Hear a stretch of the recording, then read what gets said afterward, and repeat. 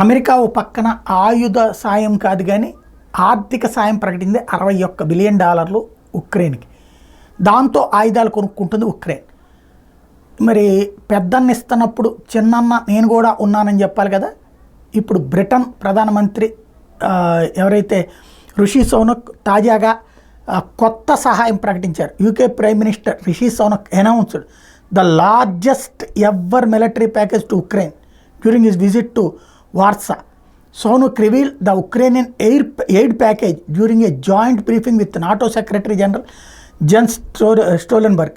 The aid reportedly includes 400 vehicles, 60 boats, 1,600 munitions and 4 million rounds of ammunition. ఇది ఓవరాల్గా 400 వాహనాలు ఇస్తారట, 60 బోట్లు ఇస్తారట, 1600 మిసైల్స్ ఇస్తారు, అట్లాగే 4 మిలియన్ రౌండ్ల ఆయుధ సామాగ్రిని ఇవ్వబోతున్నారు. ఇంతవరకు యుద్ధం ప్రారంభమయ్యాక ఇచ్చిన దాంట్లో అత్యధిక పెద్ద ప్యాకేజీ బ్రిటన్ నుంచి ఇదేనని చెప్పి రిషి సునక్ ప్రకటించాడు.